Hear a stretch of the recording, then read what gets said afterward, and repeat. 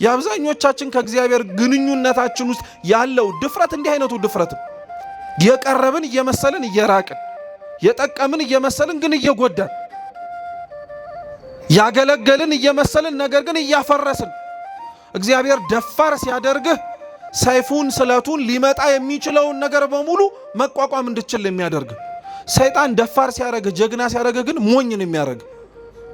ሊያጠፋህ እንደሚችል እያወቀ ሊገልህ እንደሚችል እየተረዳ እንኳን ከእግዚአብሔር ሊያርቅ የሚሆነውን ነገር በሙሉ እንዳታስተውል አይነ ልቡናህን የሚያው። በዚህ በዘመናዊው ዓለም ላይ ያለንበት ዘመናዊ ከሚባሉት አመለካከቶች እኮ ሃይማኖትን ማርከስና ማቅለል እኮ ነው። አርግልኝ ብለን የለመነውን ነገር ከእግዚአብሔር ተቀብለ እያየኸው እግዚአብሔርን መርሳት አያሳዝን? ለምነ በተቀበልከው ትዳርህ ውስጥ እግዚአብሔርን መርሳት፣ ከእግዚአብሔር ለምነ የተቀበልከው ልጆችህን እያየ እግዚአብሔር ትዝ አይልህም። በጣም ነው የሚያሳዝነው። አምላክህን ለምነህ ባገኘኸው ትዳር እግዚአብሔር ትዝ አይልህም፣ ትረሳዋለህ። እግዚአብሔርን ከዓለም ካላወጣኸኝ ለደከምኩበት ዋጋ እየተሰጠኝ አይደለም፣ እየኖርኩበት ያለው ህይወት በረከት አጥቶ እየተቸገርኩኝ ነው፣ ልጆቼ ምግባር አጡ፣ ትዳሬ ተበጠበጠ፣ ካንተ ጋር አብሬ ለመኖር የምችልበት ህይወት አጣው ብለህ ሁላችንም ብለን አጉረምርመን አልቅሰን ደምን ባፍስሰን እግዚአብሔርን ጸልየናል። ልክ እንዲህ ያልናት ጊዜ ልክ መጥቶ የመሻትህ የልቡና ፈቃድ በሙሉ ከኃጢአት በቀር እግዚአብሔር ልክ እንደሰጠህ አብሮ የሚመጣ ግን መስቀል እንዳለ እንረሳዋለን። እግዚአብሔር ለአንተ ምን ያላረገልህ ነገር አለ? ምን ያሳጣህ ነገር ኖሮ ነው እንደዚህ የምታጉረመርምበት? ምን ያሳዘነህ ነገር ኖሮ ነው እንዲህ አምረረህ የምታለቅስበት? ሰው ላይ አታልቅሱ ነው አይደል የሚባለው? እግዚአብሔር ላይ ስለምን የምታለቅስበት? ምን ያሳጣህ? ምን የበደለህ ነገር ኖሮ? ምን ያጎደለብህ ነገር ኖሮ? በጠበቀህ አሸዋው እንዳያቃጥልህ ከፍ ባረገህ፣ ፀሐዩ እንዳይለበልብህ በጋረደህ፣ ጠላቶች ከፊት እንዳይቀድሙ ቀድሞ በከለከለ፣ ከጀርባ ያለፍካቸው ነገሮች መልሰው እንዳያስደነግጡ በጠበቀ።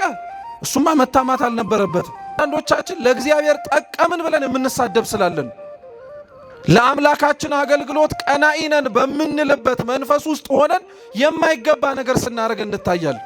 ይቀኗል እግዚአብሔር። ያስገባኸኝ ቤተ ክርስቲያን እንዲህ እንድቸገር ነው?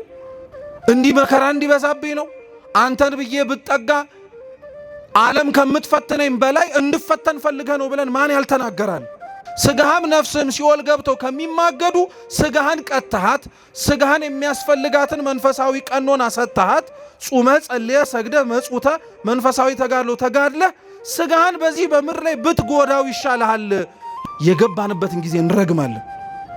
ምን ነው እግዚአብሔር እዚህ ቤተ ክርስቲያን እንዲህ ባታስቀምጠኝ ኖሮ፣ አስሮ አስቀመጠን ብለን እኮ የምናለቃቅስ ሰዎች አለን። ሰው ከደረሰበት መድረስ ያቃተኝ ቤተ ክርስቲያን ስለገባው ነው ብሎ እኮ የሚያማርሰዋል። ሰው ከሃይማኖት የሚወጣው ደግሞ ድሎት ሲፈልግ፣ ምቾት ሲፈልግ። ወልድ ወመንፈስ ቅዱስ አሐዱ አምላክ አሜን። በስመ አብ ወወልድ ወመንፈስ ቅዱስ አሐዱ አምላክ አሜን። አምላካችን ቅዱስ እግዚአብሔር በጉባኤያችን መሃል ተገኝቶ የራቀውን አቅርቦ የረቀቀውንም አጉልቶ ምስጢርን ገልጦ እንዲያስተምረን የእርሱ ቅዱስ ፈቃድ ይሁንልን። ከምንም በላይ የምንሰማ ብቻ ሳይሆን ሰምተን በሕይወት ለመኖር አምላካችን ቅዱስ እግዚአብሔር ይርዳን። ኦሪት ዘሁልቅ ምዕራፍ 4 ጀምሮ ያለው የመጽሐፍ ቅዱስ ቃል እንዲህ ይላል። ከሆርም ተራራ ከኤዶምያስም ምድር ርቀው ሊዞሩ በኤርትራ ባህር መንገድ ተጓዙ። የሕዝቡም ሰውነት ከመንገዱ የተነሳ ደከመ። ሕዝቡም በእግዚአብሔርና በሙሴ ላይ በምድረ በዳ እንሞት ዘንድ ከግብፅ ለምን አወጣችሁን? እንጀራ የለም፣ ውሃ የለም፣ ሰውነታችንም ይህን ቀላል እንጀራ ተጸየፈ ብለው ተናገሩ። እግዚአብሔርም በሕዝቡ ላይ እባቦችን ሰደደ፣ ሕዝቡንም ነደፉ። ከእስራኤልም ብዙ ሰዎች ሞቱ። ሕዝቡም ወደ ሙሴ መጥተው በእግዚአብሔርና በአንተ ላይ ስለተናገርን በድለናል፣ እባቦችን ከኛ ያርቅልን ዘንድ ወደ እግዚአብሔር ጸልይልን አሉት። ሙሴም ስለ ሕዝቡ ጸለየ። እግዚአብሔርም ሙሴን እባብን ሰርተህ በዓላማ ላይ ስቀል፣ የተነደፈውም ሁሉ ሲያያት በሕይወት ይኖራል አለው። ሙሴም የነሐሱን እባብ ሰርቶ በዓላማ ላይ ሰቀለ። እባብም የነደፈችው ሰው ሁሉ የነሐሱን እባብ ባየ ጊዜ ዳነ ይላል። ስለ ቃሉ የአምላካችን የልዑል እግዚአብሔር ስም የተመሰገነ ይሁን። አምላካችን ቅዱስ እግዚአብሔር ቢወድ ቢፈቅድ በዚህ ክፍለ ምንባብ መነሻነት የምንማማር ይሆናል። እኛ ለትምህርታችን መነሻ ርዕስ የሚሆነን ቁጥር 8 ላይ በሕይወት ይኖራል በሚለው ቃል እንማራለን። እስኪ በሕይወት ይኖራል በሉ። እስኪ ድገሙት። አሁንም በምን ይኖራል? በዚህ ርዕስ እንማራለን። አምላካችን እንዲያስተምረን የእርሱ ቅዱስ ፈቃድ ይሁንልን። ወርሃ መስከረም እንግዲህ ብዙ ክብረ በዓላት ያሉት ወቅት ነው።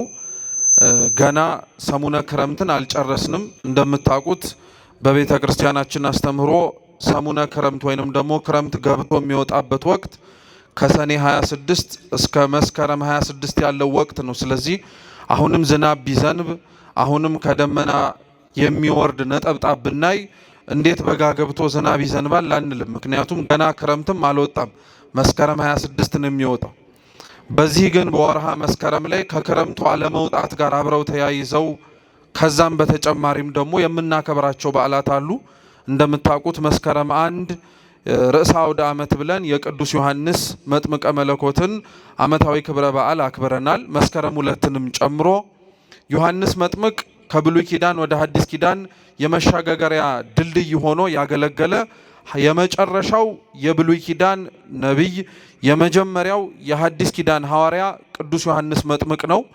ከነቢያት ሁሉ መጨረሻ ሆኖ ስለሚመጣው ስለ ጌታችን ስለ ኢየሱስ ክርስቶስ የተናገረ ከሐዋርያት ሁሉ ደግሞ መጀመሪያ ቀድሞ የእግዚአብሔር በግ የዓለሙን ሁሉ ኃጢአት የሚያስተሰርየው እርሱ ነው ብሎ መስክሮ ስብከትን የጀመረ ዮሐንስ መጥምቅ ነው።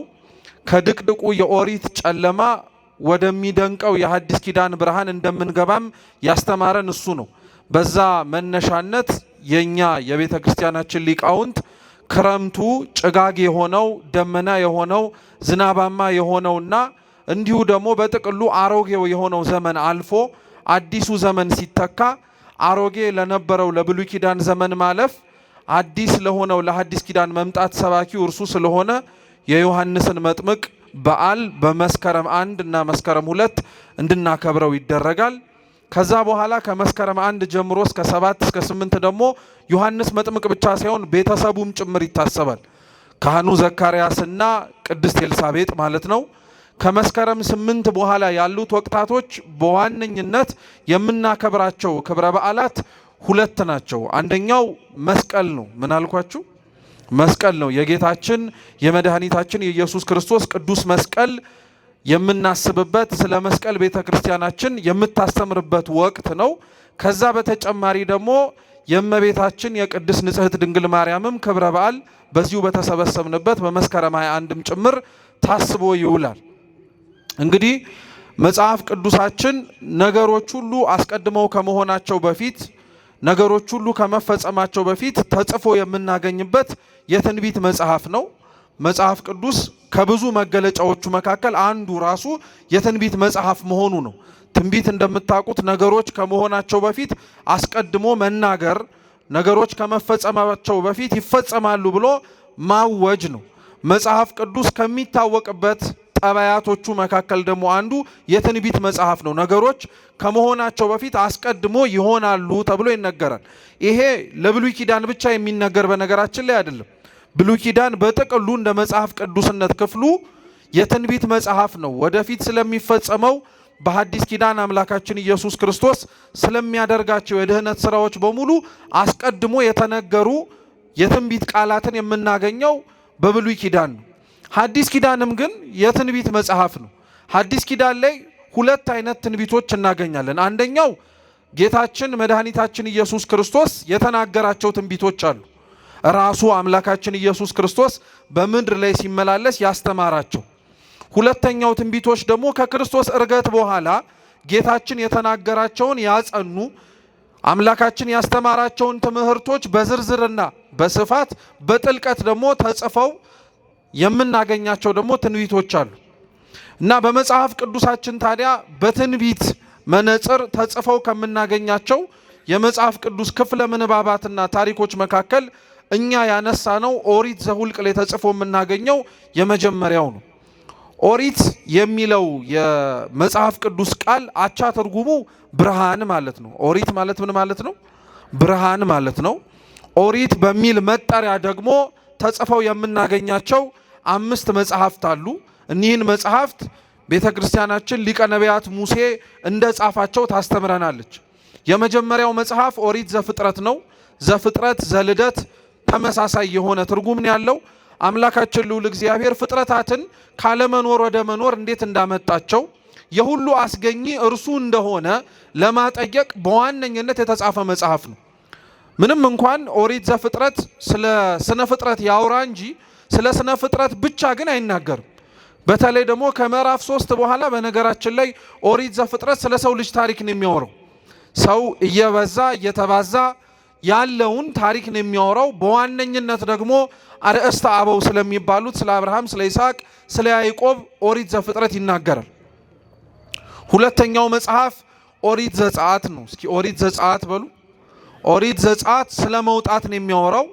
ወደ ምድረ ግብፅ ወርደው ባሪያ ስለነበሩት ስለ እስራኤላውያን እንዴት እግዚአብሔር አምላክ በግሩም በሆነ በተአምራቱ ነቅሎ ከግብፅ ባርነት ነፃ እንዴት እንዳወጣቸው ተጽፎ የምናገኝበት መጽሐፍ ነው። ሶስተኛው ሙሴ እንደጻፈው የምናምነው መጽሐፍ ቅዱስ ደግሞ ኦሪት ዘሌዋውያን ነው። ኦሪት ዘሌዋውያን የግብፅን ባርነት ነፃ ያወጣቸውን ሕዝቡን እስራኤላውያንን ከእርሱ ጋር መገናኘት እንዲችሉ ከእርሱ ጋር ያላቸው ግንኙነትም ጭምር በንጽህናና በቅድስና መሆን እንዲችል እግዚአብሔር በኦሪት ዘሌዋውያን ላይ ስለ ምስጢረ ክህነት፣ ስለ ቤተ መቅደስ ስርዓት ያስተማረው የመጽሐፍ ቅዱስ ክፍል በኦሪቱ ጊዜ ላይ ኦሪት ዘሌዋውያን ነው። ከዛ በተጨማሪም ደግሞ ስለ መስዋዕትም ጭምር ጽፎ እናገኛለን። ኦሪት ዘሌዋውያን በነገራችን ላይ መጽሐፉ ኦሪት ዘሌዋውያን ተብሎ ይጠራ እንጂ ለሐዲስ ኪዳንም ጭምር መነጽር ነው። በጥቅሉ እንዳልኳችሁ የብሉይ ኪዳን መጽሐፍት መዳረሻቸው ሐዲስ ኪዳን ስለሆነ በእያንዳንዱ መጽሐፍ ውስጥ ተጽፎና ተቀምጦ የምናገኘው ነገር ከመጀመሪያ ከምናነበው ምክንያተ ጽሕፈት ወይንም ደግሞ ታሪክ ባለፈ ውስጡ ምስጢር አለው። ውስጡ ከታሪኩ ባለፈ በሐዲስ ኪዳን እግዚአብሔር ሊያደርገው ያሰበውን ሐሳብ ለቅዱሳኑ የገለጠበት መንገድ ነው። ዘፍጥረት ምንም እንኳን እግዚአብሔር ፍጥረታትን ካለመኖር ወደ መኖር እንዴት እንዳመጣቸው ይናገር እንጂ መዳረሻው ምን እንደሆነ ታውቃላችሁ? እግዚአብሔር የፈጠራቸው ፍጥረታት በኃጢአት ከሞቱ በኋላ እንዴት ደግሞ መልሶ እንደ አዲስ እንደሚፈጥራቸው ልክ ቅዱስ ጳውሎስ በሮሜ መልእክቱ በክርስቶስ ኢየሱስ እንደ አዲስ ተፈጠርን ብሎ እንደሚናገረው እርሱ የመጀመሪያው ፈጣሪ ፍጥረታትን ካለመኖር ወደ መኖር እንዳመጣው ይሄው ፈጣሪ ደግሞ እኛ የተፈጠሩትን ፍጥረታት ከመኖር ወደ አለመኖር በኃጢአታችን ቀይረናቸው ነበር። ጥፋታችን እኛን ብቻ ሳይሆን ዙሪያችን ላይ ያሉትንም ስነ ፍጥረታትንም ጭምር እንዲጎዱና እንዲጎሰቁሉ አድርጓቸው ነበር። ስለዚህ እሱ ፈጥሮ እኛ የገደልነውን እርሱ መልሶ ፈጥሮ እንዴት አዲስ እንደሚያረጋቸው ኦሪት ዘፍጥረት አምላክ ሰው ከመሆኑ በፊት የተጻፈ የትንቢት መጽሐፍ ነው። ኦሪት ዘጸአትም ተመሳሳይ ነው። ታሪኩን ለሚያነበው ሰው የሚመስለውም ሆነ የሚያየው እግዚአብሔር በግብፅ ባርነት ተይዘው የነበሩትን እስራኤላውያንን እንዴት እንዳወጣቸው ተስፋ ወደሚያደርጉት ወደ ምድረ ርስት ከነዓንም እንዴት እንደወሰዳቸው ነው። ይሄ ታሪኩ ነው። በውስጡ ያለው ግን ኦሪት ዘጸአት ሊሰብከው የፈለገው ትምህርት ግን ምንድነው? በግብፅ በተባለ በሲኦል አሽክላ በሲኦል ሰንሰለት ታስረን የነበርን እስራኤል ዘስጋ ለተባሉት እኛ እስራኤል ዘነፍስ ምሳሌያቸው ነው። ስለዚህ በግብፅ ውስጥ በሲኦል እስራኤል በተባሉ እኛ ታስረን የነበርነውን እግዚአብሔር ሙሴ እርሱ እንዴት እንዳወጣን እንዴት ነፃ አላቆ ከነዓን ወደ ተባለች ወደ መንግሥተ ሰማያት መርቶ እንዴት እንዳስገባን ታሪክ ነው። ለዛ ነው በነገራችን ላይ ራሱ ጌታችን ኢየሱስ ክርስቶስ በምድር ላይ ተመላልሶ በሚያስተምርበት ጊዜ ላይ የኦሪት መጽሐፍትን እየጠቀስ ያስተምር ነበር። ራሱ ማለት ነው አምላካችን እንዲህ በኦሪቱ ተብሎ እንደተጻፈው በሐዲስ ኪዳንም ይሄ ሊሆን ግድ ነው እያለ ይናገር ነበር። እና አንዱ እንደዛ አድርጎ ካስተማረባቸው መካከል የእስራኤልን ከግብፅ መውጣት ነው። የእስራኤል ከግብፅ መውጣት የባርነት ነፃ የመውጣት ታሪክ ብቻ አይደለም። ለኛ ከሲኦል ባርነትና ከሲኦል አገዛዝ ሙሴ የተባለ ክርስቶስ ነፃ አውጪያችን እንዴት እንዳወጣን የሚያጠይቅ የሚናገር ታሪክ ነው። ኦሪት ዘሌዋውያንም ተመሳሳይ ነው። ኦሪት ዘሌዋውያን ለሚያየው የኦሪቱ ቤተ መቅደስ፣ የኦሪቱ መስዋዕት፣ የኦሪቱ መሰዊያ እንዴት እንደሆነ የሚመለከትበት ነው። ፍጻሜው ግን ምን መሰላችሁ? እኛ ከእግዚአብሔር ጋር የምንገናኝባቸውን 3 መስመሮችን ማሳየት ነው። እነዚህም 3 ሰው ከእግዚአብሔር ጋር የሚገናኝባቸው፣ እግዚአብሔርም ከሰው ጋር የሚገናኝባቸው መስመሮች ክህነት፣ መስዋዕት፣ መሰዊያ ናቸው። እስኪ ክህነት በሉ፣ መስዋዕት፣ መሰዊያ። እነዚህ 3ቱ ክርስቲያኖች እኛ ከእግዚአብሔር ጋር የምንገናኝበት መስመሮች፣ መንገዶች ናቸው። እግዚአብሔርም መልሶ ከኛ ጋር የሚገናኝበትም መንገዶች ናቸው። እነዚህ 3ቱ በኦሪት ዘሌዋውያን እግዚአብሔር ለሕዝቡ ያስፈልጋል ብሎ መስጠቱ፣ በሐዲስ ኪዳንም አምላካችን ኢየሱስ ክርስቶስ ክህነትን ለሐዋርያት፣ መስዋዕትን ቅዱስ ሥጋውን ክቡር ደሙን ለደቀ መዛሙርቱ ለሐዋርያት፣ መሰዊያ የተባለውንም ታቦትም ጭምር እንደሚሰጥና እንደሚያጸና ማጠየቂያ ናቸው። ከኦሪት ዘሌዋውያን በኋላ ያለው መጽሐፍ ደግሞ ሙሴ እንደጻፈው አምነን የምንቀበለው ኦሪት ዘሁልቅ ነው። የመቆጠር መጽሐፍ ከግብፅ ሲወጡ እንደተቆጠሩ ከነዓንም ሲገቡ የተቆጠሩበትን መጽሐፍ ኦሪት ዘሁልቅ ነው። የመጨረሻው ኦሪት ዘዳግም ነው። ድጋሚ የተጻፈ መጽሐፍ ስለሆነ ከምድረ ግብፅ ወጥተው እስራኤላውያን ወደ ከነዓን ጉዞ ሲያረጉ ሁሉም የወጡት ሰዎች አልገቡ። እግዚአብሔር ባወቀ ከግብፅ ወጥተው ነፃነትን ለማየት ታድለው ነገር ግን የናፈቋትን ከነዓንን ያላዩ ሰዎች ነበሩ። ስለዚህ አባቶቻቸው እንዴት ባለ መንገድ እግዚአብሔር ነፃ እንዳወጣቸው እንዲታወቅ፣ እነሱም ደግሞ ከእግዚአብሔር ጋር ያላቸውን ግንኙነት እንዳይረሱ እንደ አዲስ የተጻፈላቸው መጽሐፍ ነው ኦሪት ዘዳግም። ለዛ ነው ገልጣችሁ ስታነቡት አብዛኞቹ 4ቱ መጽሐፍት ላይ የነበሩት ታሪኮች ድጋሚ ተጽፈው ታገኟቸዋላችሁ። አዲስ የሆነ ትውልድ ስለተነሳ ታሪክ እንዳይረሳ ነው። የተደረገለትን ነገር እንዳይዘነጋ እግዚአብሔር ኦሪት ዘዳግምን ድጋሚ እንዲጻፍ አድርጓል። እነዚህን 5ቱን መጽሐፍት ሊቀ ነቢያት ሙሴ እንደ ጻፋቸው ቤተ ክርስቲያናችን ታስተምራለች። እኛ ለትምህርታችን መነሻ አድርገን የመረጥነው መጽሐፍ ኦሪት ዘሁልቅ ምዕራፍ 21 ነው። ምዕራፍ 21 በነገራችን ላይ ታሪኩ እንደ ታሪክ ምዕራፍ 21 ተብሎ ተጻፈ እንጂ ቅጥያ ነው። አብሮ ተያያዥ ታሪኮች ናቸው። በተለይ ከምዕራፍ 16 ጀምሮ ያለው ታሪክ ተያያዥነት ያለው ታሪክ ነው። ምዕራፍ 16 ላይ እስራኤላውያን ገና ወደ ከነዓን ሳይገቡ በነሰፈሩባቸው ቦታዎች ላይ አሳፍ፣ ቆሬ፣ ዳታን፣ አቤሮን የሚባሉ 4 ሰዎች ተነስተው በሙሴና በአሮን ላይ እንዳመፁ ተጽፎ ታሪክ እናገኛለን። እና የዛ ታሪክ ቅጥያዎች ናቸው እነዚህ አሁን የምናነባቸው ነገሮች በሙሉ። ዳታን፣ አቤሮን፣ አሳፍና ቆሬ ያጠፉት ጥፋት ምን መሰላችሁ? እነዚህ 4 ግለሰቦች ከእስራኤላውያን ቤት ተብለው ከሚጠሩት ከሮቤልና ከሌዊ ነገድ ተመርጠው የወጡ ናቸው። ጥያቄያቸው የነበረው ባጭሩ ምንድነው? ሙሴ እስራኤላውያንን ከግብፅ ባርነት አውጥቶ እዚያ አድርሷቸዋል። ስለዚህ ከዚህ በኋላ ወደ ከነዓን የመጓዙን የመምራቱን ኃላፊነት ደግሞ ከሙሴ መውረድና ሌላው ሰው መቀበል አለበት፣ ፍትሃዊ እንዲሆን ለማለት ነው። እየሰማችሁ ነው? ፍትሃዊ እንዲሆን ማለትም ሙሴ ብቻ ለምን ይመራል? ሙሴ ብቻ ለምን ኃላፊነቱ ወስዶ ከዚህ እስከዛ ድረስ ያለውን ጉዞ ይወስዳል? እኛም የድርሻችንን መወጣት አለብን የሚል ነው። ስንሰማው ጤናማ ይመስላል። በነገራችን ላይ እናግዝ የሚል ይመስላል አይደል? ግን ጥያቄው በውስጥ ታዋቂነት የነበረው ምንድነው? እኛ ከሙሴ በምን እናንሳለን? እኛ ከሙሴ በምን እናንሳለን? ሙሴ ማን ስለሆነ ነው አውጪም አስገቢም የሚሆነው? ስለዚህ ህዝቡን ስለሆነ የሚመራው ህዝቡ ተሰብስቦ ድምጽ በመስጠት በእኛ ቋንቋ ዴሞክራሲያዊ በምንለው መንገድ ማለት ነው ድምጽ በመስጠት ሙሴን እኛ እንድንተካው አሮንንም ጭምር እኛ እንድንተካው ያስፈልጋል አሉ እና ይሄን ጥያቄያቸውን ለሙሴ ይዘው ሲቀርቡ ሙሴ በተቻለው አቅም መልስ ለመስጠት ሞክሯል። መልስ ለመስጠት ብቻም አይደለም ተንበርክኮም ለምኗቸዋል።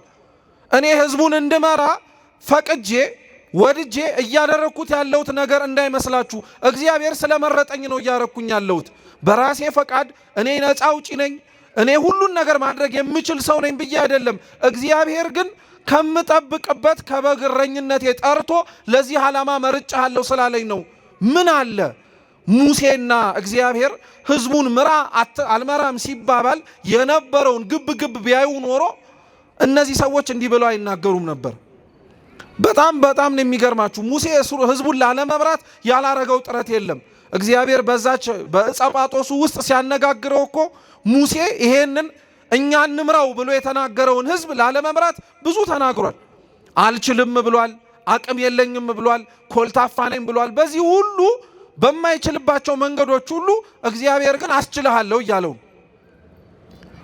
እንደዚህ ከተባባሉ በኋላ ነው አላምን ሲለው አንድ የእጅህን ብብት ውስጥ ክተትና ለምጻም ሆኖ ሲወጣ እያሳየው መልሰ ክተተው እያለ ያነጻለት በእጅህ ያስከውን በትር ጣለው ሲለው እባብ ሲሆን ጅራቱን ያዘው አትፍራ እያለው መልሶ እንጨት ሲሆን ይሄ ሁሉ ተአምርና ይሄ ሁሉ ማሳመን እግዚአብሔር ሙሴን የሚያደርገውን ኃላፊነት እንዲወጣ ያደረገው ነው። ማንም ስላላየ ግን ይሄንን ማንም ስላልተመለከተ ግን አሁን እነዚህ ሰዎች ተሰብስበው ሙሴን ካላወረድን አሉት እና ሙሴ እኔ ወድጄ የለም ፈቅጄ የለም እግዚአብሔር ስለመረጠኝ ነው አለ። እነሱ ሊሰሙ አልፈለጉም። አሮንም መውረድ አለበት አለ። እንደ ሙሴ ሁሉ አሮንም የተሾመው በእግዚአብሔር ፈቃድ ነው። ሙሴና አሮን በስጋ ወንድም ይሁኑ እንጂ ሙሴ አሮንን የሾመው የስጋ ወንድሙ ስለሆነ አይደለም። እግዚአብሔር ሹመው ስላለው ነው። ኮልታፋ ነኝ ሲለው አንደበት ይሁን ስላለው ነው። ክህነት ለአሮን የተሰጠው ለሙሴ ራሱ እኮ አልነበረውም። ክህነት ቤተ መቅደሱን ገብቶ የማገልገል ስልጣን አልነበረውም። ሙሴ ግን አንድም ጊዜ ላይ ስለ አሮን ገብቶ የማገልገሉን ነገር አንስቶ እኔ ለምን እንደዚህ ሆንኩኝ ብሎ ያውቅ። ድርሻውን አውቆ ነበረ። ምኑን አውቆ ነበረ? አዎ ክርስቲያኖች በነገራችን ላይ በቤተ መቅደስም ሆነ በማንኛውም ህይወታችን ላይ ድርሻችንን ማወቅ አለብን። ማን ምን ቦታ መሆን እንዳለበት መጠንቀቅ አለብን። ይሄንን ያለማወቃችን በጣም ብዙዎቻችንን ዋጋ አስከፍሎናል።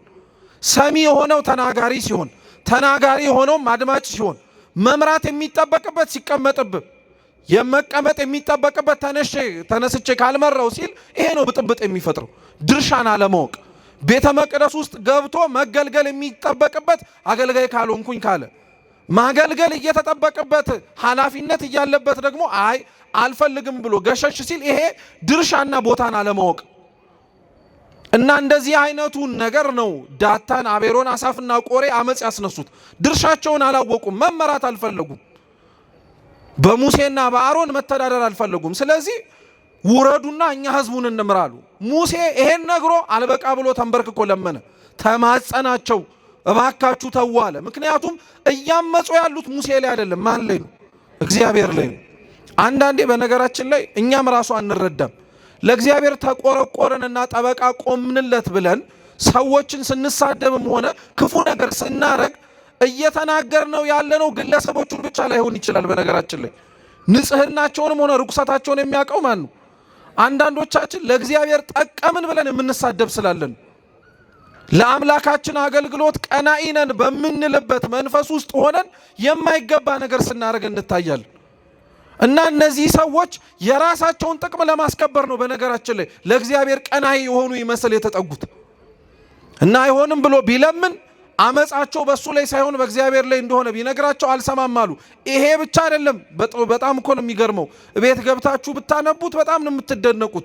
እነዚህ ሰዎች ሙሴና አሮንን ካሉበት ክብር ዝቅ አድርገን እኛም ራሳችን ወደ ላይ እንወጣለን የሚል ሐሳብ ስለነበራቸው ለዚህ ተዘጋጅተው ነበር። በመጡባቸው በየድንኳን በየመንበሮቻቸው ልብሰ ተክህኖ አሰፍተው ማዕጠንት አዘጋጅተው ገብተው ቤተ መቅደሱን ለማጠን ዝግጁ ነበሩ። ምንም የከለከላቸው ነገር አልነበረም እና ድፍረታቸው በጣም ነው የሚደንቀው። የእግዚአብሔርን አገልግሎት ቤተ መቅደስ ለነሱ ጥቅምና ለነሱ እርካታ ሲል ተቻኩለው ለመግባት እሱን ራሱ አልጠየቁትም።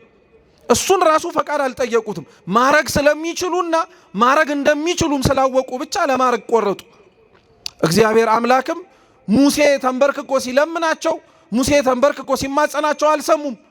ልብሳቸውን ለብሰው ማዕጠንታቸውን ይዘው ወደ ቤተ መቅደስ ለመግባት ተንደርድረው መጡ። ደግሞ እኮ የሚገርመው እነዚህ አራት ሰዎች አራት ሆኖ ቢያጠፉ ምን አለበት?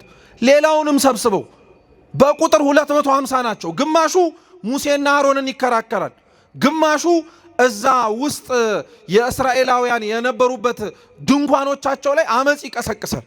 ምን እያለ መሰላችሁ? የሙሴና የአሮን የኃላፊነት ጉዞ ሊያበቃ ነው፣ አብቅቷል።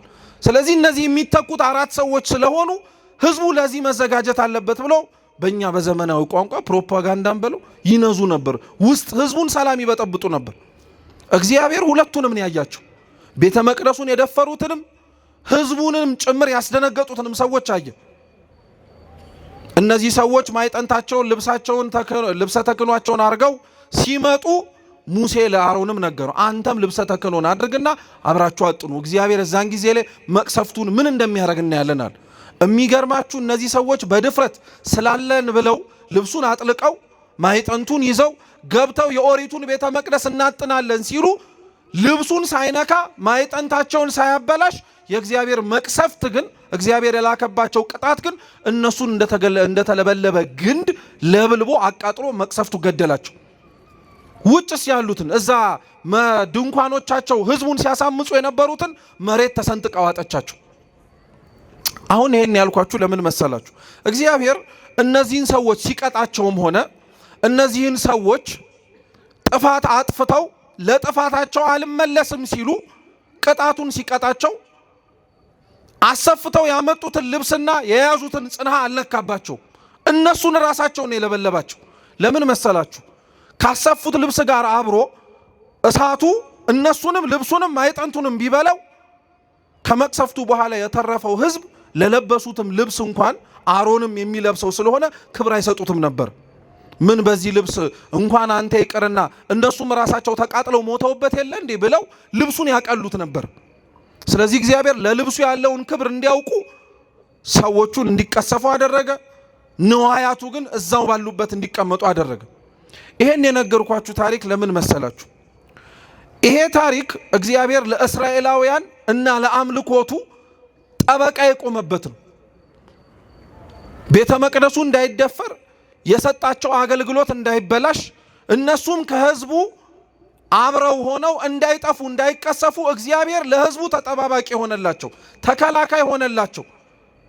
የሰጣቸውን ነፃነት እንዳያጡ ህዝቡ መጠበቅ ሲገባው እነሱ ራሱ ጠበቀላቸው። አሁን ኦሪት ዘኍልቍ ምዕራፍ 21 ላይ ስትመጡ ይሄ እግዚአብሔር የጠበቀው ይሄ እግዚአብሔር ሰላምና ጤና እንዲያገኝ ያደረገው ህዝብ ነው ደግሞ መልሶ ሲያምጽ የምታገኙት። ምን አሉ? መጽሐፋችን ሲነበብ እንደሰማችሁት ከሆርም ምድር ከኤዶምያስ ምድር ወጥተው ከሆር ወደ ኤዶምያስ ሊሄዱ ማለት ነው። እግዚአብሔር አምላክ በኤርትራ ባህር እንዲዞሩ አደረጋቸው። ሆርና ኤዶምያስ በነገራችን ላይ በካርታ ብትመለከቷቸው በቀደመው ሆርና ኤዶምያስ እንዲህ ናቸው። ወጥቶ ቀጥታ እንደ መራመድ ያክል ማለት ነው። በካርታው ስትመለከቱት የኤርትራ ባህር የሚባለው ከሆርና ከኤዶምያስ በሩቀት ያለ ነው። ምን ማለት መሰላችሁ? ከአንዱ ቦታ ወደ አንዱ ቦታ ቀጥታ መሄድ ሲችሉ እግዚአብሔር ያስኬዳቸው እንዲህ አዙሮ ነው። ከአንዱ ቦታ ወደ ሌላው ቦታ እንዲሄድ ለምን አዞራቸው? ለምን ከአንዱ ቦታ ወደ ሌላው ቦታ በቀጥታ መሄድ ሲችሉ ብዙ ውስጥ ለውስጥ እንዲሄዱ ለምን ፈለገ? ያስጓዛቸውና የወሰዳቸው ቦታ የኤርትራ ባህር ነው። የኤርትራ ባህር እና እስራኤላውያን ብዙ ታሪክ አላቸው። እግዚአብሔር ከዛ አንወጣበትም ብለው ከተጨነቁበት ከግብፅ ባርነት ነፃ አውጥቶ ሲያሻገራቸው ያሻገራቸው የምንም ባህር ከፍሎ ነው። የኤርትራን ባህር ከፍሎላቸው ነው። ደሞ እኮ መክፈል ብቻ አይደለም፣ እንደው ለአረፍተ ነገሩ ማሳጠር መክፈል አለው እንጂ እኮ እግዚአብሔርማ እንዴት አድርጎ አንቀባሮ እኮ ነው ያሻገራቸው አንወጣበትም ያሉትን። ባህሩን መክፈል አንድ ነገር ነው። ውሃው እንዳይደረመስባቸው እንደ ግድግዳ እኮ አቁሞላቸዋል፣ እንዳይፈሩ ማለት ነው። እሱ ይደንቀሃል እንዴ? የተሻገሩበት መሬት ውሃ እኮ ሲነካው የኖረ መሬት ነው። ጭቃ አይሆንም አድርቆላቸው ሲሮጡ አዳልጧቸው እንዳይጎዱ ብሎ እግዚአብሔር ሲያሻግርህ እንዲህ ነው። አልወጣበትም ካልከው ከግብፅ አሽክላ ነፃ ሲያወጣ መንገዱንም ጭምር አስተካክሎልህ ነው። ውሃውን እንደ ግንብ አቁሞ መሬቱን አድርቆላቸው እንዳይፈሩ ደግሞ ጽናትና ብርታትን ሰጥቷቸው። እንዴ እስኪ እናንተ አስቡት፣ አገራችን ላይ እንኳን ያለ ወንዝ የምታውቁት የመጣንበትም ሊሆን ይችላል፣ በየአካባቢያችን ያለውም ጭምር እኩል መሃል ለመሃል ተከፍሎ እንደ ግንብ እንደ ግድግዳ ቆሞ እስኪ ተሻገሩ ብንባል እንሻገራለን? እንኳን ውሃው ተከፍሎ ይቅርና እኮ ውሃው ላይ የተሰራውን ድልድይ እንኳን እኮ እንጠራጠራለን። እኛ ቢፈርስስ እንላለን። ተበጥሶ ውሃ ውስጥ ብገባስ ብለን እንደናገጣለን። እግዚአብሔር ለሕዝቡ ግን ያደረገው ባህሩን ከፍሎ መሬቱን አድርቆ ድፍረትም ሰጥቷቸው እንዳይሳቀቁ እነሱ እየሮጡ አመለጡ። ጠላቶቻቸው ግን እነሱን ለማግኘትና ለመግደል ሲሮጡ ግን የገቡበትን አላወቁም። እነሱን ህሊናቸውን አብርቶ ድፍረት ሰጥቶ ጠላቶቻቸውን ድፍረት የሚመስል ነገር ግን አይነ ልቡናቸውን ዘግቶባቸው እየገቡበት ያለው እኮ ባህር መሆኑን ሳያውቁት ቀርተው ነው እንዴ? ግብፃውያን እኮ እስራኤላውያንን ለመግደል ባህሩ ውስጥ አብረው ገብተዋል። ነገር ግን አብረው ሲገቡ ሊደረመስ ይችላል የሚል እንኳን ጥርጣሬ አልነበራቸው። በፍጹም አይነ ልቡናቸው ታውሮ ነበር። ድፍረት እንዲህ ነው። በነገራችን ላይ የግብፃውያን ድፍረት በነገራችን ላይ አሁን እኛ ያለን ድፍረትም እኛ በጣም ደፋሮች እኮ ነን። ደፋር ስትሆን በነገራችን ላይ ወይም ጀግና ስትሆን በጣም ጥንቃቄ ያስፈልጋል። እግዚአብሔር ጀግና ሲያደርግህ፣ እግዚአብሔር ደፋር ሲያደርግህ ሰይፉን ስለቱን ሊመጣ የሚችለውን ነገር በሙሉ መቋቋም እንድችል የሚያደርግ። ሰይጣን ደፋር ሲያደርግህ ጀግና ሲያደርግህ ግን ሞኝን የሚያደርግ ሊያጠፋህ እንደሚችል እያወቀ ሊገልህ እንደሚችል እየተረዳ እንኳን ከእግዚአብሔር ሊያርቅ የሚሆነውን ነገር በሙሉ እንዳታስተውል አይነ ልቡናህን የሚያውር። ከእንዲህ አይነቱ ድፍረት እግዚአብሔር ይሰውረን። የአብዛኞቻችን ከእግዚአብሔር ግንኙነታችን ውስጥ ያለው ድፍረት እንዲህ አይነቱ ድፍረት ነው። የቀረብን እየመሰልን እየራቅን፣ የጠቀምን እየመሰልን ግን እየጎዳን፣ ያገለገልን እየመሰልን ነገር ግን እያፈረስን፣ እንዲህ አይነቱ ድፍረት ደግሞ አለብን እኛም ደግሞ እና ግብፃውያንን በእንዲህ አይነቱ መንገድ አስገባቸው። እነሱን አሻገረ። የከፈለላቸው በሙሴ በትር ላይ አድሮ ግድግዳውን ባህሩን እንደ ግድግዳ ያቆመላቸው እግዚአብሔር መልሰህ ምተዋልና ጠላቶቻቸውን አጠፋላቸው። ኮቴያቸውም የለም።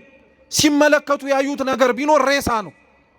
እግዚአብሔር የኤርትራን ባህር እና እስራኤላውያንን ሲያስተዋውቃቸው እንዲህ ነው ያደረጋቸው። ከፍሎ አሻግሮ ጠላቶቻቸውን አጥፍቶ እነሱን በፍጹም እምነት ተማምነው እንዲወጡ የትላንትና ታሪካቸውን እንዲዘነጉ አርጎን ያሻገራቸው። አሁን እግዚአብሔር ከአንዱ ቦታ ከሆር ወደ ኤዶሚያስ ምድር እንዲሄዱ ሲል በኤርትራ ባህር እንዲዞሩ አረጋቸው። ለምን?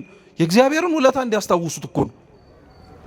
እግዚአብሔር ያረገላቸውን ነገር እንዳይዘነጉት እያልኳቸው ያለሁት ምዕራፍ 16 ላይ አሁን ያነበብነው ኦሪት ዘሁልቅ ላይ የእግዚአብሔር ቤተ መቅደስ ሲደፈር ጠበቃ ሆኖ ራሱ እግዚአብሔር ወዳጆቹ ሙሴና አሮን ነው ያንን ቤተ መቅደስን ያንን የኦሪቱን ድንኳን ያንን ስርዓተ አምልኮ እንዲጠበቁ ያደረጉት። ይሄንን ውለታ እግዚአብሔር ለሕዝቡ ውሎላቸዋል። እነሱን ውጡና ሙቱልኝ አላላቸው። እነሱን ተጋደሉልኝ፣ ዳታንን፣ አቤሮንን፣ አሳፍን፣ ቆሬን አብረዋቸው የነበሩትን 200 ሰዎችን 250 ሰዎችን እርም አብሏቸው ዋጋ አስከፍሏቸው አላለም። መጀመሪያ እግዚአብሔር ነው ሃይማኖትን የጠበቀው። ከዛ በኋላ ነው ሕዝቡን እንዲጠብቁ የነገራቸው። በነገራችን ላይ ክርስቲያኖች ሃይማኖትን መጀመሪያ መጠበቅን ያሳየን ራሱ ክርስቶስ ነው። ክርስቶስ የሰጠንን ሃይማኖት ጠብቆልናል። ክርስቶስ የሰበከልንን ሃይማኖት ግራ እንዳንጋባ እንዳንወዛወዝና ከአንዱ ወደ አንዱ እንዳንሄድ እሱ ራሱ ጠብቆልናል።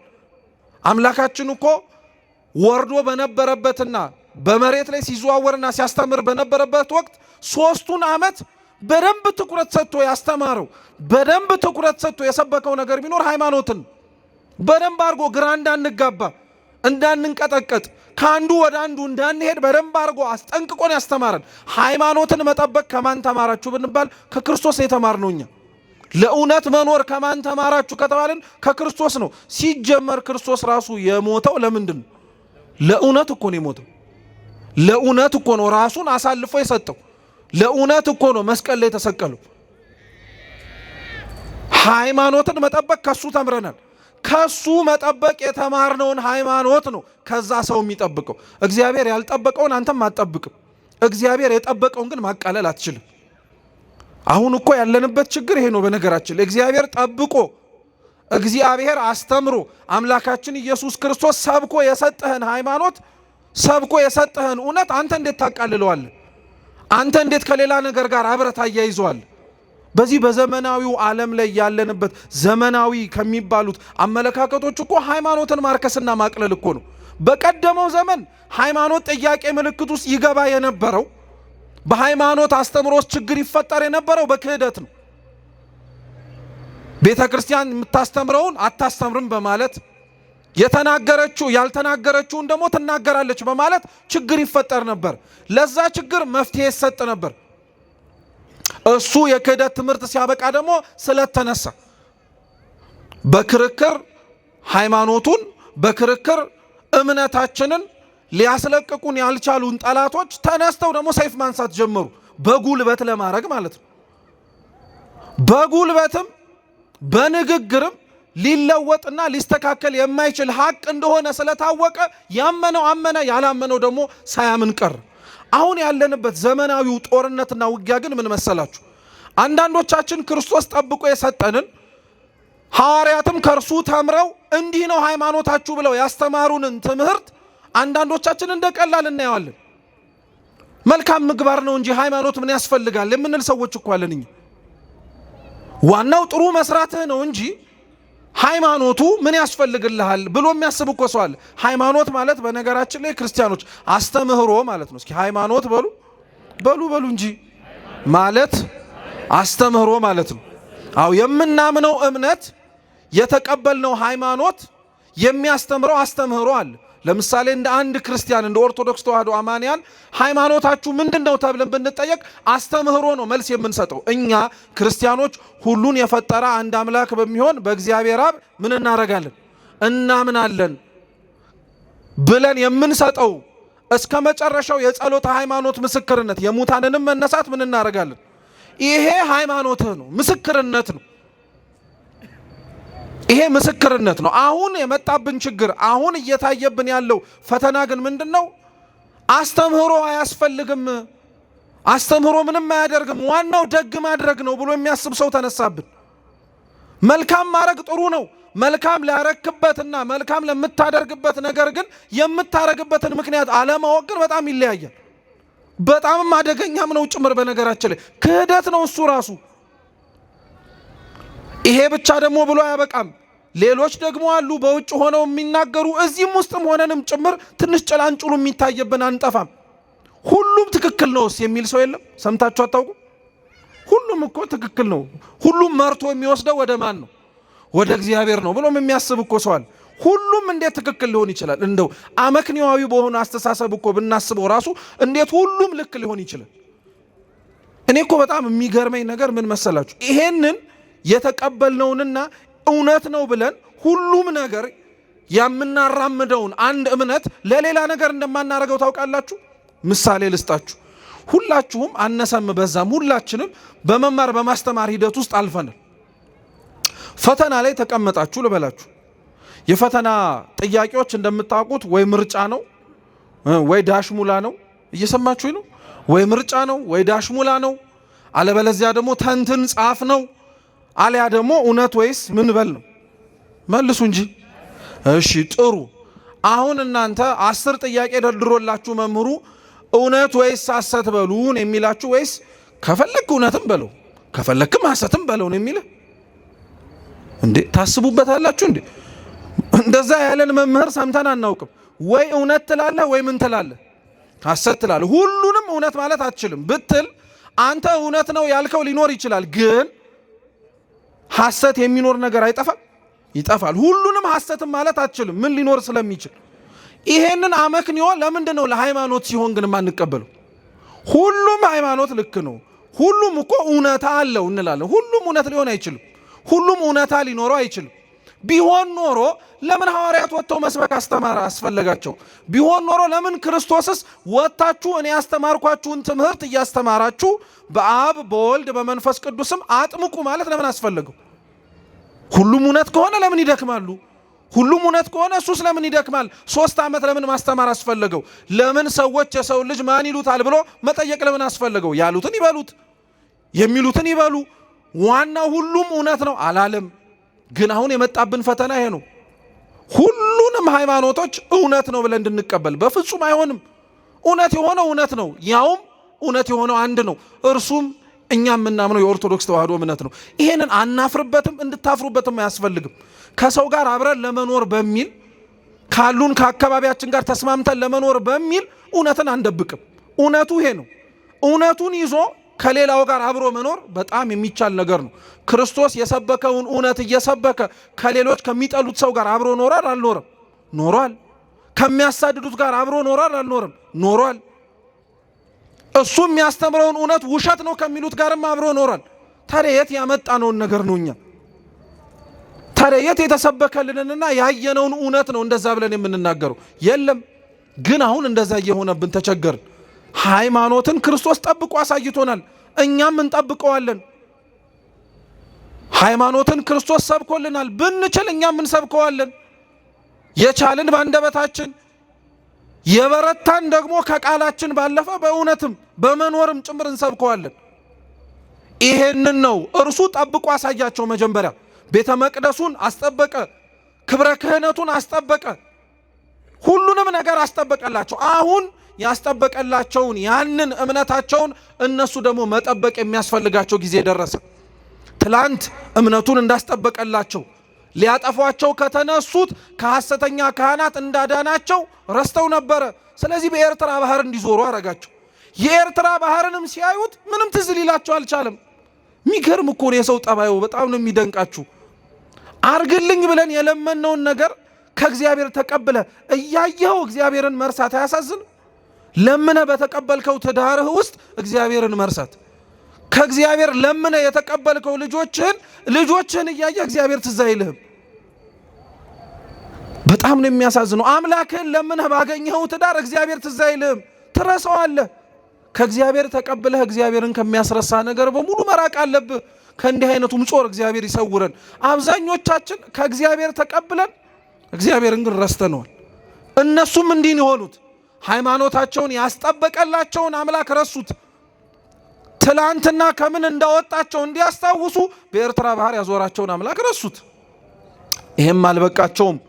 እስራኤላውያን እኮ በነገራችን ላይ ሲያጠፉ እስከ ጥግን የሚያጠፉት ትንሽ ነገር አጥፍቶ አያውቁም።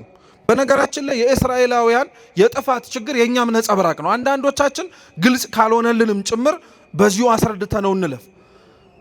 ብዙ ስብከቶች የቤተ ክርስቲያን የሚያውጠነጥኑትም ሆነ ሲናገሩ እስራኤላውያን ሲባል ትሰማላችሁ አይደል? እና አንዳንድ ሰው ለምንድን ነው እኛ ስለ እስራኤላውያን የምንሰበከው? ለምንድን ነው ስለ እነሱ የሚወራልን? ያለንበት ሁኔታ፣ ያለንበት ሀገር፣ በምንኖርበት ሀገር የምንጠራበት መጠሪያ አለ። ለምንድን ነው እስራኤል የሚባለው እስራኤላውያን እየተባለ የሚሰበከው?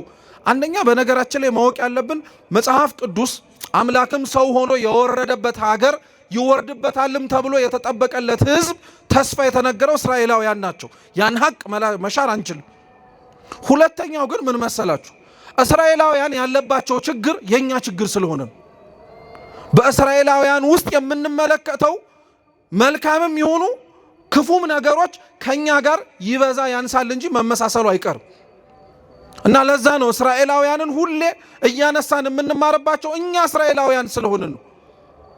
በምንወለድበት ሀገር እንደዛ ተብለን አንጠራ እንጂ እስራኤል ዘነፍስነን በ12ቱ የእስራኤላውያን ነገድ ተብለው ተጠርተው በተሾሙ በ12ቱ ሐዋርያት ክህነት እጅ የተጠመቅን ቅዱስ ቁርባንን የተቀበልን ትምህርታቸውን የምናምን ስለሆነ እስራኤል ዘስጋ ተብለን አንጠራ እንጂ እኛ እስራኤል ዘነፍስነን። እና እንደዚህና እስራኤላውያን በኤርትራ ባህር በኩል ሲያልፉ ባህሩን አይተው እግዚአብሔር ትዝ ሳይላቸው ማጉረምረም ጀመሩ። ምን አሉ መሰላችሁ? ሙሴን ነው እንደዚህ ብሎ የተናገሩት። ላንብብላችሁ፣ ብትችሉ አብራችሁን በሉ። ህዝቡም ሙሴን መተው በሉ እንጂ እንደው ጥያቄ ልጠይቃችሁ ሁላችሁንም ማለት ነው። እና ካሜራው ወደ እኔ ስለሆነ አትሳቀቁ። የእውነት ግን መልሱልኝ። መጨረሻ መጽሐፍ ቅዱስ ቤታችሁ አነበባችሁት መቼ ነው? እንዳነበብን እኮ ነው ደግሞ ዘብነን የምንለው። ታዲያ ቃሉን ሰምተን ጠግበን እንደረካንበት ምናምን እኮ በሉ ስንባል አንልም። ራሱ እኮ በጣም ነው የምንገርመው። እስኪ ህዝቡም በሉ፣ እንደዛ እንዳላነበበ ሰው እንበል ሁላችንም። ህዝቡም በሉ ወደ ሙሴ መጥተው እንዲህ አሉት፣ በእግዚአብሔርና በሉ ህዝቡም በእግዚአብሔርና በሙሴ ላይ እንዲህ አሉ፣ በምድረ በዳ እንሞት ዘንድ ከግብፅ ለምን አወጣህን? እንዲሞቱ ነው እንደ እግዚአብሔር ያወጣቸው ነው እንዴ? ከግብፅ አውጥቶ ያሻገራቸው ኤርትራን ባህር የከፈለላቸው እንደ ሞቱት ግብፃውያን ባህሩ ውስጥ ከቶ ሊገላቸው ነው እንዴ? አይደለም፣ በፍጹም አይደለም። ግን ሲያጉረመርሙ ሰማችኋቸው? ኤርትራን አይተው ያሻገራቸውን እግዚአብሔርን ሳይሆን ያዩት የወጡባት ግብፅ ትዝ አለቻቸው። እና እግዚአብሔርና ሙሴ ላይ ደግሞ እኮ በጣም ነው የሚገርሙት። እግዚአብሔርን ለብቻውም አልተናገሩትም። አብረው ሙሴንም ከኑግ ጋር የተገኘ ሰሊጥ ምን አርግን አብረ ተወቀጥ ነው። ማን ከእግዚአብሔር ጋር ተጣበቃለህ እንደማለት እኮ ነው። አንዳንዴ በጣም ነው የሚገርማችሁ እኮ እግዚአብሔርና ሙሴን አብረው አንድ ላይ ያደረጓቸውና ለሁለቱም ነው ስሞታቸውን ያቀረቡት። ማን አውጣን አለ ከግብፅ ብለው ጠየቁት። ጥያቄያቸው ለሙሴም ነው ለእግዚአብሔርም ነው። ያወጣቸው ለሕይወት ነው። ያወጣቸው ደምን ባልቅሰው ነው። ደምን ባልቅሰው የባርነት ዘመኑ በስቶባቸው መቼ ያጥረልናል ብለው ለምነው የወለዷቸውን ልጆቻቸውን ከሚረግጡት ጭቃ ጋር አብረው ረግጠው የሞቱትን ወንድም እህቶቻቸውን በቅጡ ሳይቀብሩ ቀርተው የደከሙበትን የላባቸውን ሳይከፈላቸው ቀርተው ይሄ ሁሉ ግፍ እኮ ደርሶባቸዋል። ለዚህ ሁሉ ግፍ ነው ከ430 ዓመት በላይ ሲያለቅሱ የነበሩት አውጣን አውጣን ብለው። ምን አለባቸው እነሱ ልክ አንዴ ከወጡና ወደ ከነዓን ጉዞ ግን ሲጀምሩ ከግብፅ ለምን አወጣህን ብለው እግዚአብሔርን አሙ። እግዚአብሔር ሊያጉረመረሙ የእስራኤላውያን ከግብፅ ለምን አወጣህን የሚለው ስሞታቸው በነገራችን ላይ የኛ ስሞታ ነው። የኛ በደንብ የምንታወቅበት ስሞታችን ነው። ግብፅ ዓለም ናት። እግዚአብሔርን ከዓለም ካላወጣኸኝ ለደከምኩበት ዋጋ እየተሰጠኝ አይደለም፣ እየኖርኩበት ያለው ህይወት በረከት አጥቶ እየተቸገርኩኝ ነው፣ ልጆቼ ምግባር አጡ፣ ትዳሬ ተበጠበጠ፣ ካንተ ጋር አብሬ ለመኖር የምችልበት ህይወት አጣው ብለህ ሁላችንም ብለን አጉረምርመን አልቅሰን ደምን ባፍስሰን እግዚአብሔርን ጸልየናል።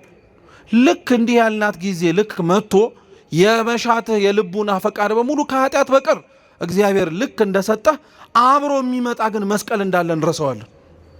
እግዚአብሔር ከግብፅ አውጣን ሲሉት አውጥቷቸዋል፣ ነፃ አውጥቷቸዋል። ነፃ ከወጣቸው በኋላ ግን አብረው እነሱ ደግሞ መሸከም የነበረባቸው ችግሮች ነበሩ። አብረው መሸከም የነበረባቸው መስቀሎች ነበሩ። ለነዛ ዝግጁ አልነበሩ። ከግብፅ ሲወጡ እነሱ ከነዓን በ40 ቀን ነበር መግባት የፈለጉት። አሸዋ ሳይነካቸው፣ ፀሐይ ሳያቃጥላቸው፣ ምንም ነገር ሳይሆኑ ደግሞ እኮ የሚገርመው እግዚአብሔር ይሄን አድርጎላቸዋል። አሸዋው ግለቱ እንዳያቃጥላቸው ከመሬት አንድ ስንዝር ከፍ አድርጎ፣ የፀሐዩ ግለት እንዳይበላቸው በደመና ጋርዶ፣ አሁን እንደተሰበሰብንበት ብርሃን በሌለበት ጨለማ በበረሃ ሲጓዙ የብርሃን አምድ አቁሞላቸው፣ ጠላቶቻቸው ከፊት እንዳያጠቋቸው ቀድሞ መንገዱን አስተካክሎ፣ ከኋላ ያለፏቸው ጠላቶቻቸው መተው እንዳያስደነግጧቸው ከጀርባ ጠብቋቸው። እግዚአብሔር እውነቴን ልንገራችሁ ለእስራኤላውያን ምን ያላረገላቸው ነገር አለ? እግዚአብሔር ለአንተ ምን ያላረገልህ ነገር አለ? ምን ያሳጣህ ነገር ኖሮ ነው እንደዚህ የምታጉረመርምበት?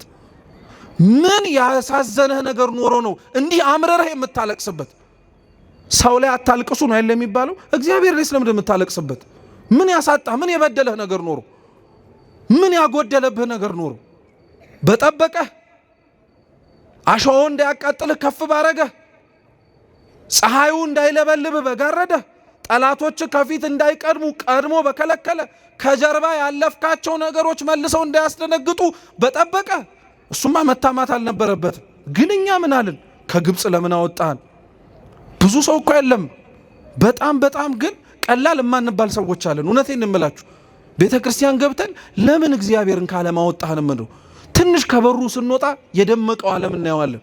ሰው ሲሯሯጥ፣ ሰው ውር ሲል፣ የሚበላውን የሚጠጣውን ሲያገኝ፣ ስራው ሲሰምርለት ሲበረክትለት፣ በሀብት ላይ ሀብት፣ በቤት ላይ ቤት፣ በመኪና ላይ መኪና፣ በገንዘብ ላይ ገንዘብ፣ በወዳጅ ላይ ወዳጅ፣ በሁሉም ነገር ላይ ሲጨማመረ ስናይ የገባንበትን ጊዜ እንረግማለን። ምን ነው እግዚአብሔር እዚህ ቤተ ክርስቲያን እንዲህ ባታስቀምጠኝ ኖሮ፣ አስሮ አስቀመጠን ብለን እኮ የምናለቃቅስ ሰዎች አለን። ሰው ከደረሰበት መድረስ ያቃተኝ ቤተ ክርስቲያን ስለገባው ነው ብሎ እኮ የሚያማርሰዋል። ከእግዚአብሔር ጋር ስለተጠጋው ነው። እና እውነተኛ ከግብፅ ለምን አወጣህን ብለው ካጉረመረሙት ከእስራኤላውያን እንብስ እንጂ እናንሳለን እንዴ? ለምን አስገባህን ብለን እኮ ጠይቀነዋል እግዚአብሔርን። ያስገባህን ቤተ ክርስቲያን እንዲህ እንድቸገር ነው? እንዲህ መከራ እንዲበዛብኝ ነው? አንተን ብዬ ብጠጋ ዓለም ከምትፈትነኝ በላይ እንድፈተን ፈልገህ ነው ብለን ማን ያልተናገራል? አብዛኞቻችን እንዲህ ብለን እግዚአብሔርን ተናግረነዋል። ከግብፅ ለምን አወጣህን አሉ። እንደዛ ብለው እኮ ደግሞ አላቆሙ። እኔ በጣም ነው የሚገርማችሁ። እስኪ እንጀራ የለም በሉ እንጀራ የለም በሉ፣ ውሃ የለም ግን እንጀራ የለም፣ እውነት ለመናገር ውሃ የለም። ሊያውም እንጀራ እንዳይመስላችሁ እኮ የሰጣቸው እንጀራ። እነሱማ እንደዛ ብሎ እኮ አላቆሙም። ራሱ እንጀራ የለም ውሃ የለም አሉና ሰውነታችንን ይህንን እስኪ ሰውነታችንን በሉ እንደው በማርያም በሉ ሰውነታችንን ይህንን ቀላል እንጀራ ተጸየፈ። እግዚአብሔር የሰጣቸውን እኮ ነው ቀላል እንጀራ ብለው የጠሩት። እስኪ እንደው ወንዶች እናንተን ልጠይቃችሁ፣ እቤቶች ያሉ እህቶቻችሁ ሚስቶቻችሁ ሊሆኑ ይችላሉ። መቼም የእንጀራ ጉዳይ ነውና ቤት ገብታ በኋቃዋን ከፍታ ሊጧን ምናምን ስታቦካ ስታሰፋ አይደለም የሚባለው፣ ስታሰፋ እንጀራ ታያለ እና ሙያው ቀላል መስሎ እንጀራ ለጋግር ነው ምናምን ስትይ እኮ ቀላል ነው ታካብጃለሽ ያልክበት ጊዜ አልነበረ አለ። አብዛኞቻችሁ ሙያውን ስናይ ያን ያክል አይከብድም። ግን ልክ እንደ ከበሮ ነው በነገራችን ላይ እንጀራ ከበሮ ሲይዙት ያምር፣ ሲይዙት ግን ሲያዩት ያምር፣ ሲይዙት ያደናግር ይባላል። እንጀራም ሲያዩት በጣም ቀላል ነው፣ ክብ መስራት ነው። ልክ ግን እንካጋግር ስትባል ግን ብጭርቅ የሚልብህ አንተው ራስህ ነው። እና ስታየው ስለቀለለብህ ቀላል እንጀራ ነው የሚመስል አይደል? ጋግራ ስታወጣው ስትበላው ቀላል እንጀራ ነው። እግዚአብሔር ለሕዝቡ በጣም ነው የሚገርማችሁ ከሰማይ ስለሚያወርድላቸው ስለማይጋግሩ ማለት ነው፣ ስለማይደክሙ፣ ስለማይዘሩ፣ ስለማያጭዱ፣ ጎተራ ስለማይሞሉ ቀላል ሆነባቸው። አንተ በነገራችን ላይ ሳክ እንጂ ለአንተም እኮ እግዚአብሔር የሰጠህ ያልደከምክበት እንጀራ ቀሎብሃል። ምንም አላደከምህማ። እና እግዚአብሔር የሰጣቸውን ቀላል እንጀራ ብለው ተናገሩና ቀላል እንጀራ አሉት፣ አሳነሱት። ደግሞ የለም ብለው ተናገሩ፣ ውሸታቸው ደግሞ እንጀራ የለም አሉ። እንዴ የት ነው እንጀራ ያጡት? ሊያውም የወረደላቸው የሰማይ እንጀራ እኮ ነው በልተው የሚጠግቡበት። ይሄ ብቻ አይደለም። አለቃ ኪዳነ ወልድ ክፍሌ ስለሚወርድላቸው መና ሲናገሩ ልክ እንደ ድንብላል ቅጠል ነው ይላሉ። እና ሲበሉት ይጠግባሉ። ደግሞ መጥገብ አይደለም እንደ አምሮታቸው ጣዕሙ ራሱ አለ። አስባችሁታል? አሁን ለምሳሌ ቤታችሁ ያላችሁ እንጀራ ስትበሉት ልክ እንደ አምሮታችሁ ሽሮ ሽሮ ቢል፣ ስጋ ስጋ ቢል፣ ጥብስ ጥብስ ቢል፣ ቅቅል ቅቅል ቢል ኑሮ ቀለላል። እንጀራ ብቻ ጤፍ እየጋገርክ መብላት ብቻ እኮ ነው በቃ አለቀል። ግን አይደለም እውነታው። ለነሱ ግን ይሄን እንጀራን የሰጣቸው ለምን እንደሆነ ታውቃለህ? እንዳያጉረመርሙ እኮ ነው። አጣን ብለው እንዳይናገሩ እኮ ነው። እግዚአብሔር ለምንም ነገር እንዳይመቹ ነው ያደረጋቸው። ውሃ የለም አሉ። ደሞ እንጀራ ብለው አላቆም። ውሃ የለም አሉ። ውሃውስ እንደው እግዚአብሔር እኮ ከአፈር ላይ እኮ ሊሰጣቸው ይችላል። ቆፈር ቆፈር አድርጋችሁ ሊፈልቅላችሁ ይችላል ብሎ መናገር ይችላል። የሰጣቸው ውሃ ግን የአለት ውሃ ነው። እስኪ የአለት ውሃ በሉ። አለት ምንድን ነው? ድንጋይ ማለት ነው አይደል? ከድንጋይና ከአፈር ውሃ ንጽህናው የትኛው ይበልጣል? የድንጋይ ነው አይደል? ለምንድን? በአፈር ላይ ያለ ውሃ ወደደም ጠላ ምን መደረጉ አይቀር። አይገርማችሁም? ደፈረሰ ብለው ራሱ እንዳያማርሩ እኮ ነው። የጠራ ውሃ አልሰጠንም እንዳይሉ ከአፈር ሳይሆን ከአለት ላይ ውሃ ሰጣቸው። የአለት ውሃ እየጠጡ ከሰማይ እየወረደ መና እየበሉ እንጀራ የለም ውሃ የለም አሉ። ከሰማይ እየወረደ የጌታን ስጋ እየበላ ከጎኑ የተቀዳ ደሙን እየጠጣ ቁርባን የለም ብለህ ስታወራ አታፍርም? ቤተ መቅደሱ እንደተዘጋብህ መቼ ነው የምንቆርበው እያልክ እየቻልክ ሳትከለከል እንደዛ ብለህ ስትናገር አያሸማቅቅም? ታዲያ ከኛ በላይ እንደዚህ ብሎ እግዚአብሔርን ያመውማናል። እንጀራ የለም ውሃ የለም፣ ሰውነታችን ይሄንን ቀላል እንጀራ ተጸየፈ አለ። ይሰማል እግዚአብሔር፣ ያዳምጣል በደንብ አድርጎ። ያልሆነ ሆነ እየተባለ እየተነገረ ነው። ከዛ በኋላ ሲነበብ እንደሰማችሁት ህዝቡ ላይ እግዚአብሔር አምላክ ተናዳፊ እባብ ሰደደበት። ዋጋው እንዲገባው የበላኸው እንጀራ የጠጣኸው ውሃ ቀላል ብለህም ያረከስከው ነገር ዋጋው እንዲገባህ እስኪ አተኸው ተመልከተዋል። እንጀራውን አልወሰደውም፣ ውሃውን አልወሰደውም፣ ግን እንጀራውንና ውሃውን የሚበሉበትን ጤናቸውን ወሰደው። እባብ መርዛማ ነው። እየሄደ እየነደፋቸው በሽተኛ ሆኑ። ሁሉም ታመሙ። ሲያጉረመርም የነበረው ሰው በሙሉ አሁን ያጉረመረመበትን እግዚአብሔር አድነኝ ማለት ጀመረ። እስራኤላውያን ችግራቸው ምን ነበረ መሰላችሁ? ወደ መፍትሄው ከመሄዳችን በፊት ማለት ነው። እግዚአብሔር ያረገውና ያረገላቸውን ነገር እንዳልተደረገላቸው መቁጠሩ ነው። በነገራችን ላይ እስራኤላውያን ህዝቡ ለእግዚአብሔር እያቀረበው ያለው ጥያቄ ወይም ችግርን በለው የእስራኤላውያን ችግር ብቻ አይደለም። በየዘመናቱ የነበሩ እግዚአብሔር አድርጓቸው፣ ሰርቷቸው፣ ፈጽሟቸው፣ ሆኗቸው ነገር ግን አይ በፍጹም እያሉ የሚነሱ ክህደቶች በሙሉ ምንጫቸው መካከል አንዱ ይሄ ነው። በሃይማኖት ላይ በሚነሱ በማንኛውም አይነት ዘርፍ ማለት ነው የሚነሱ ጥያቄዎች ወይም ክህደቶች ምንጫቸው ምንድን ነው ብላችሁ ብትጠይቁ የመጀመሪያው ይሄ ነው። የመጀመሪያው አንደኛው የምናገኘው ይሄ ነው። ምን ብትሉ የሆነውን እንዳልሆነ መናገር፣ እንጀራውን ቀላል ነው ማለት፣ የተሰጠህን የለም ማለት። በቤተ ክርስቲያን ታሪክ ላይ እኮ በሃይማኖት ሳይጎል እንደ እንጀራ ጠግበው እንደ ውሃ ጠጥተው የረኩበትን ምስጢር የለም ብለው አምተው ተናግረው ከሃይማኖት የወጡ አሉ። አንድ ስለዚህ እንጀራ ያርቃል ማለት ነው። ውሃ ያርቃል ማለት ነው። ሐሰት ያስወጣል። አንድ ሁለተኛው ሰው ከሃይማኖት እንዴት ይወጣል መሰላችሁ? ሰው ከሃይማኖት የሚወጣው ደግሞ ድሎት ሲፈልግ ነው፣ ምቾት ሲፈልግ ነው። ጠባቧ መንገድ እያለ ጌታችን ኢየሱስ ክርስቶስ በራሱ አንደበት በነቢያቱም አንደበት ይናገራል። የምንመላለስባት መንገድ ጠባብ መንገድ ናት። ምሳሌ ልስጣችሁ። የቤተ ክርስቲያኑ ቅጥር ግቢ በር ይሄ ከጀርባችን ያለው ሰፊ ነው። ስለዚህ እንደፈለክ ትወጣለህ፣ ትገባለህ።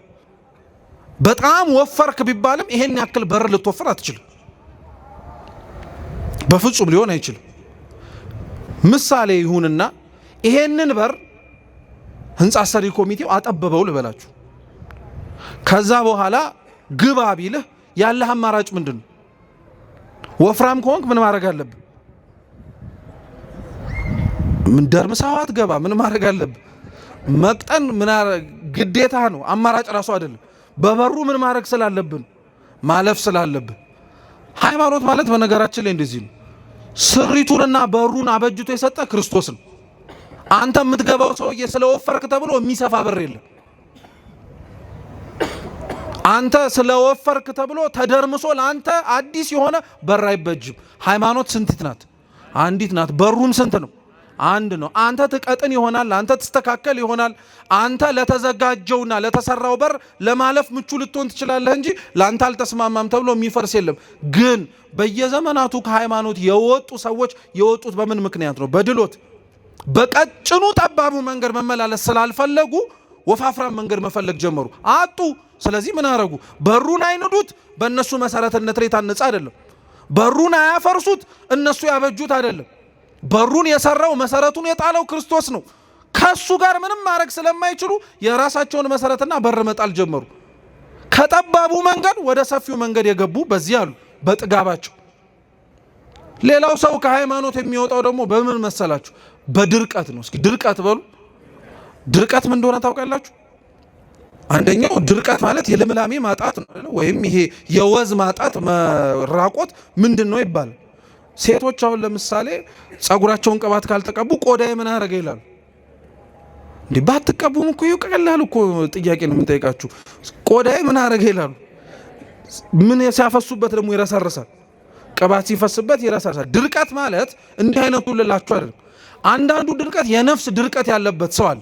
ሰው ከሃይማኖት የሚወጣው የነፍሱን ልምላሜ ሊያሰጠው የሚችል ስጋውን ግን ሊያደርቀው የሚችለውን የተጋድሎ ህይወት ጠልቶ ነው።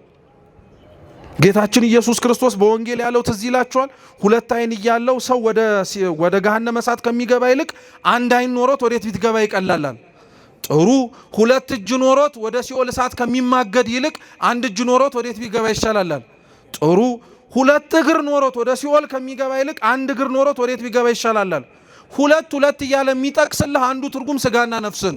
ስጋህም ነፍስህም ሲኦል ገብተው ከሚማገዱ ስጋህን ቀጥሃት፣ ስጋህን የሚያስፈልጋትን መንፈሳዊ ቀኖና ሰጥሃት፣ ጹመ ጸልየ ሰግደ መጽውተ መንፈሳዊ ተጋድሎ ተጋድለህ ስጋህን በዚህ በምድር ላይ ብትጎዳው ይሻልሃል፣ ለስጋህ ብለህ ነፍስህንም ከምትጎዳት ማለት ነው። ስለዚህ ስጋህን ጥለህ ነፍስህን ግን ብለህ የምትኖር ከሆነ ሁለቱን ሳይሆን አንዱን ይዘህ የምትኖር ከሆነ ከፍ ወዳለ ወደ እግዚአብሔር መንግስት